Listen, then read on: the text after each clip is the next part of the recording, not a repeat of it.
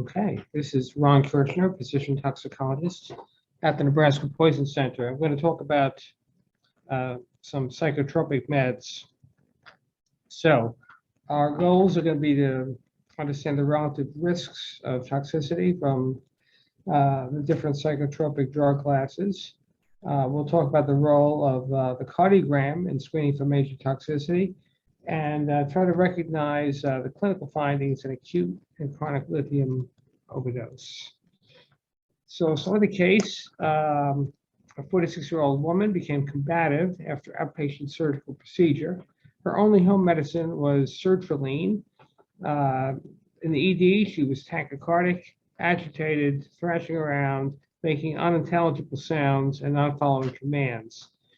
This is the second case of 51-year-old woman who was altered, history of hypertension, strokes in the past, and bipolar disorder. Her vitals were stable, her airway was intact, and she's only oriented ×1. Upper extremities were tremulous, and on her labs, her creatinine was elevated from baseline, as was her lithium level. And we'll come back to her too. So the first class of antidepressants developed in the late 1950s were the monoamine oxidase inhibitors. And these are drugs that inhibit the metabolism of certain neurotransmitters involved in mood regulation, specifically dopamine, norepinephrine, and serotonin. And they've largely been supplanted by other antidepressant classes because they had an unfavorable therapeutic index, and it required a lot of dietary restrictions. And this diagram from the Goldfrank toxicology textbook illustrates the release of norepinephrine from an adrenergic neuron and shows you a little bit about their mechanism and mechanism of other antidepressants. So stimulation results in release of norepinephrine into a synapse where it interacts with adrenergic receptors, and it's then taken back up into the presynaptic neuron via a reuptake pump and is metabolized by a monoamine oxidase, which can be inhibited by an MAO inhibitor. But there are other ways of dealing with depression. For example, inhibiting the reuptake, so the neurotransmitter spends more time interacting with its receptor. So the cyclic antidepressants were initially developed as sedatives, but they came into use as antidepressants in the 1960s. So the tricyclic antidepressants inhibit the reuptake of norepinephrine and serotonin into the presynaptic neuron, and so that's also an effective way to deal with depression, but they have a number of other pharmacologic effects that can be problematic in an overdose situation. They're also anticholinergic, antihistaminic, they're alpha antagonists, they affect sodium and potassium channels in the heart, and they're GABA antagonists. And use to treat depression has really declined over the past couple of decades. So these are drugs like amitriptyline, nortriptyline, and others. And we don't see them used for depression that much, but they're used to treat neuropathic pain and for other things. So you will see them in overdose. Now they usually used at lower doses for those other indications, but they still can be pretty nasty overdoses. And we're mainly concerned with the neurologic and the cardiovascular effects. And fortunately, these things are going to manifest themselves within hours of the ingestion. And the main things we're going to worry about are hypotension from the alpha blockade, and dysrhythmias from the effects on cardiac conduction, CNS depression, and seizures. And with these drugs, sometimes people will try to get levels of amitriptyline or other cyclics, but they're not always so easy to get, and the drug levels don't correlate very well with toxicity. So we find it's more useful to just look at how they're doing clinically, their vital signs, their mental status, and their cardiogram findings correlate pretty well because we're concerned about dysrhythmias. So a number of things have been looked at in the literature, particularly looking at the right-sided leads. So they have QRS widening in the right-sided leads. So they have prominent R waves in lead AVR. Do they have an R wave that's greater than the S wave? That's a normal adult cardiogram. The QRS complex should be less than 100 milliseconds. That's cardiogram from the literature. A patient who had a doxepin overdose, actually that ended in fatality, and that person had a pretty wide QRS, something like 200 milliseconds, and particularly at lead R, that person has a really tall and wide R wave, and that's looking at the electrical impulses coming towards the right side, and its mirror image in the left-sided leads, like 1 and L, have deep S waves. So you can kind of get a pretty good idea that you're probably dealing with a bad cyclic antidepressant overdose. And what are you going to do about it? Well, if they're hypotensive, they'll get fluid boluses, they'll get vasopressors, typically something like norepinephrine. And if they have that wide QRS, there is something specific you could do about it.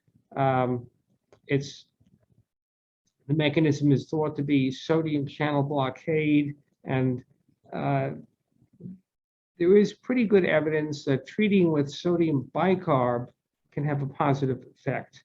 So sodium in the sodium bicarb is thought to overcome the sodium channel blockade, and lowering changing the pH, alkalinizing them, is thought to reduce binding of the drug to the sodium channel. As far as the CNS depression, they're usually going to end up on a ventilator to support their airway, and if they have seizures, they're going to be treated like any other drug-induced seizure, getting benzodiazepines, and if that doesn't work, propofol or barbiturates or something like that. And unfortunately, these are changes that we're going to see pretty rapidly. And the YQRS is usually going to respond pretty rapidly to bicarb boluses. Depending on how big the overdose is, you may need to give multiple sodium bicarb boluses followed by an infusion.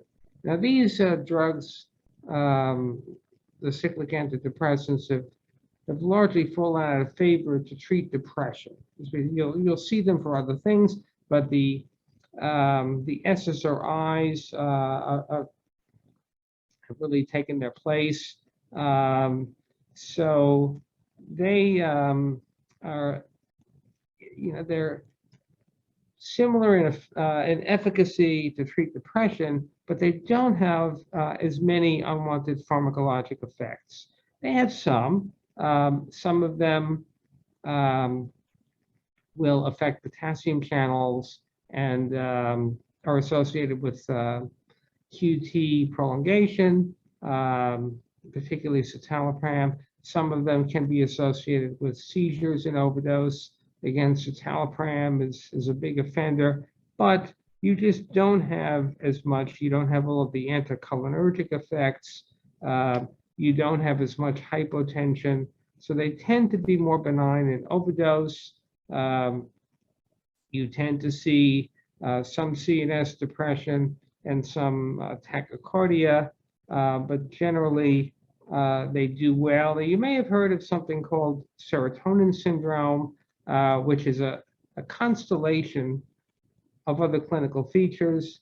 It's really a combination of autonomic, neuromuscular, and mental status changes. So these can be more severe. They can be life-threatening, and it's a spectrum. Some of them are milder, and these tend to be people with larger SSRI overdoses, but the more severe ones are usually from drug combinations. It may be somebody with a reuptake inhibitor plus a drug that enhances serotonin release, so that an amphetamine-like drug or something of that sort. Probably the most famous serotonin syndrome case is a young woman named Libby Zion in the 1980s, who was admitted to a New York teaching hospital with mental status changes and unexplained jerking movements. And she had been on an MAO inhibitor, one of the older generation antidepressants, and was thought to be abusing cocaine. And of course, back in those days, they didn't really know what was going on with her. And she's admitted, and the nurses called the house staff because she was becoming more agitated. And unfortunately, rather than going to see her, the residents just called in a phone order for restraints and meperidine or Demerol, which is one of the few serotonergic opioids. So after that, she became more agitated, hyperthermic, and had a bad outcome. So unfortunately, that case got a lot of attention, and it was thought, well, the problem was these residents are working ridiculous long hours, and they're not supervised adequately. So some good came out of it. There were restrictions on resident hours and improvements in supervision. Eventually, those rules were adopted nationwide. And we do see that kind of all over now. So some good things came out of that, but there are criteria for diagnosing serotonin syndrome that have been published subsequently. The criteria you use now, known as the Hunter criteria, basically involve some combination of clonus, hyperactive reflexes, tremors, the right combination of drugs, and mental status changes. Now, are you going to do anything about it? The main thing that you're going to do is really supportive care and avoiding other serotonergic drugs. There's some debate as to whether a serotonin antagonist like cyproheptadine is going to be of any benefit. Cyproheptadine is an oral drug, so it's very difficult to titrate. So mostly, if in a critically ill patient, they're getting sedation with benzodiazepines or something like dexmedetomidine. Drugs like vilazodone they're SSRIs with sort of an extra kick because they're also direct serotonin receptor agonists. So they sort of have a double whammy effect. It's sort of like two serotonergic drugs in one. They may be a little bit more serotonergic than your average SSRI. The SNRIs, the serotonin norepinephrine reuptake inhibitors, they're going to be treated in a similar way. They also can cause serotonin syndrome-like picture with a large overdose, and they're also going to be treated mainly with supportive care. Bupropion deserves special mention. It's an amino ketone with an amphetamine-like structure. And it's deserves special distinction as the only cathinone, the only synthetic cathinone that's used therapeutically in the United States. So it's sort of like a cousin of the active ingredient in so-called bath salts. And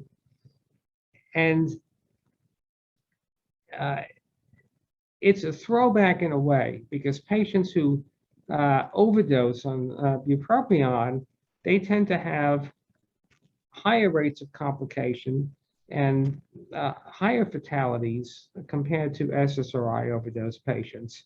So it's sort of a throwback to the days of the MAO inhibitors and the tricyclic antidepressants.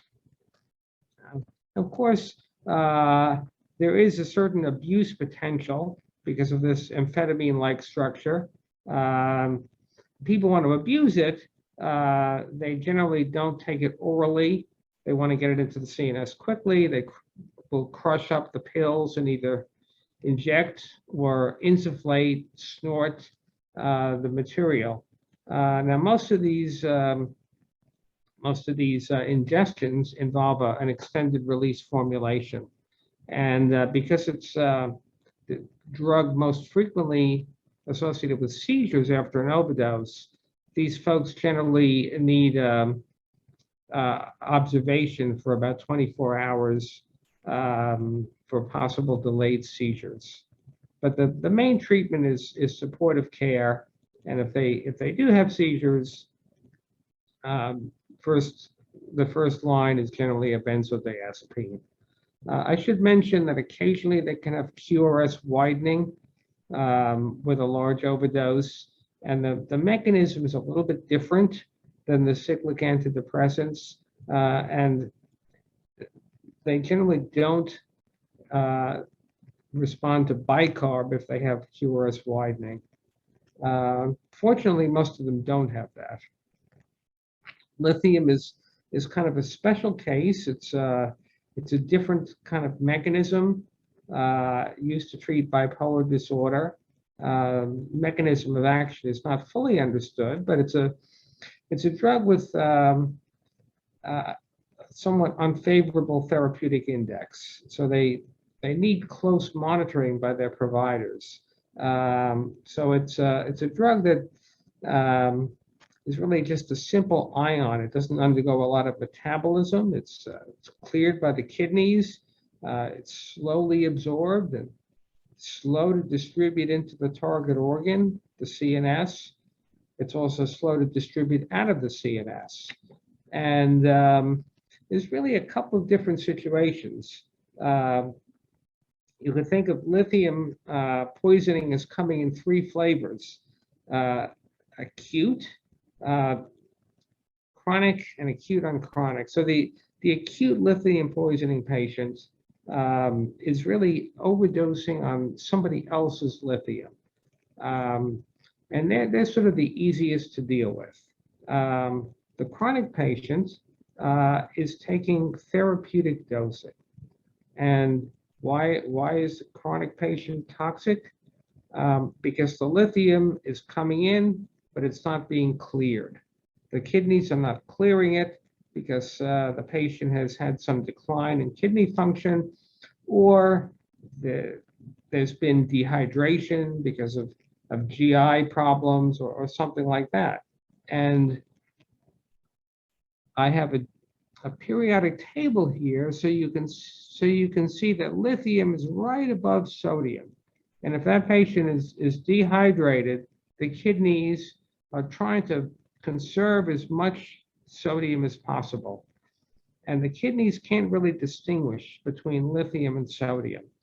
So if you're trying very hard to conserve sodium, you're holding on to your lithium, and that patient is just not clearing any of their lithium. And even though they're just taking their therapeutic dose, they're becoming toxic.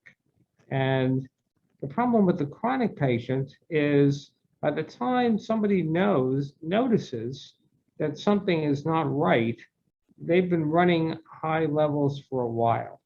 So by the time somebody notices, hey, Uncle Joe is not acting his normal self, he's a little ataxic and he's a little altered, he's probably been toxic for a few days. There are also a number of drug interactions that can do that. And then finally, there's the acute on chronic patient. That's somebody who is on lithium as a regular medication, and they also took an overdose.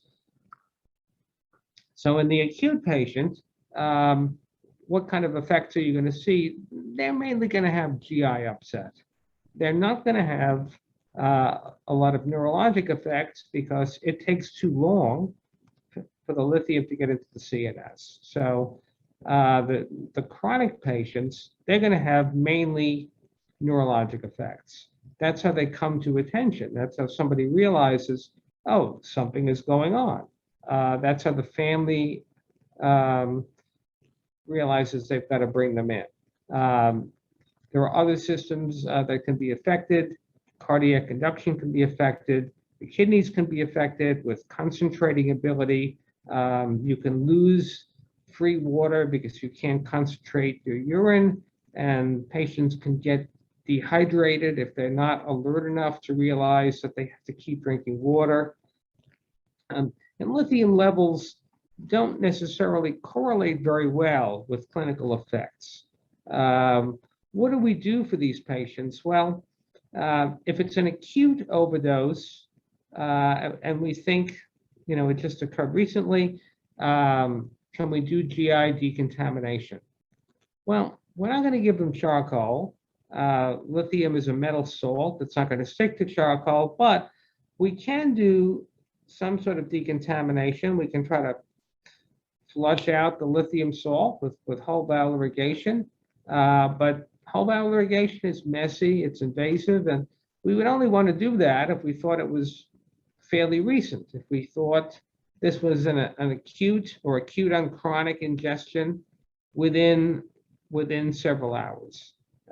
We'd want to keep them well hydrated. So generally, IV fluids to make sure they're hydrated, that they're maintaining a good urine output. Follow their labs, follow their urine output, make sure their kidney function is optimized. And there is something that we can do. There's no specific antidote, but there is a way to get out the lithium. And we'll come to that in a minute. If they're agitated, if they're tremulous, there may be some benefit to giving them benzodiazepines. Now, the chronic patients are going to be the bigger problem because their recovery can be prolonged and occasionally irreversible. So with dialysis, with extracorporeal removal, there's an interdisciplinary group called the X-TRIP work group that looks at the utility of dialysis in different types of poisoning. And they published their recommendations for lithium in 2015. And it's kind of complex because there's no absolute criteria, but it's really a combination of is their lithium high, is their kidney function off, and do they have neurologic changes? Is their mental status altered? And some combination of that is going to play into the decision to perform dialysis. And of course, you have to get your local nephrology group to agree to perform dialysis. So it's still kind of a complex decision-making process. But generally, you've got to get them to weigh in on that. And finally, the last group I want to mention, the neuroleptics or antipsychotics.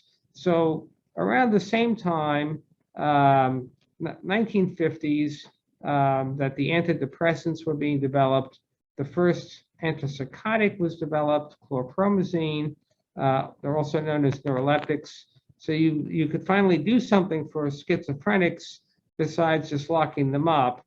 At that time, the theory was that they had too much of the neurotransmitter dopamine, So the idea was to treat them with a dopamine antagonist. But what else does dopamine do? Dopamine is important in the regulation of movement. So if you're treating somebody with a dopamine antagonist, you may develop movement disorders of various kinds. And the antipsychotics, the older ones tended to have a higher incidence of movement disorders. Probably the most concerning one, tardive dyskinesia, which can be irreversible and very difficult to manage. So the newer generation ones, sometimes called the atypical antipsychotics or the second generation antipsychotics, there's a whole slew of them. Drugs like quetiapine, olanzapine, aripiprazole, these tend to have less intense dopamine antagonism.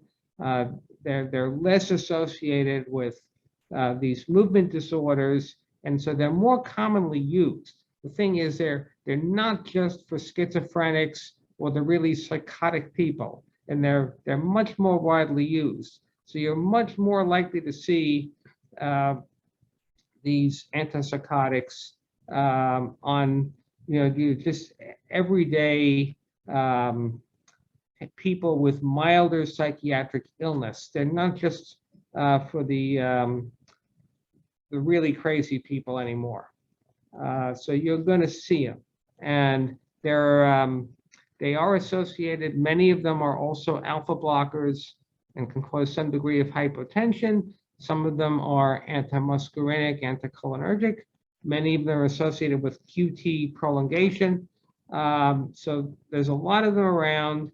But just to briefly summarize, with the antipsychotics in overdose, the hallmark of overdose in these class of drugs is CNS depression.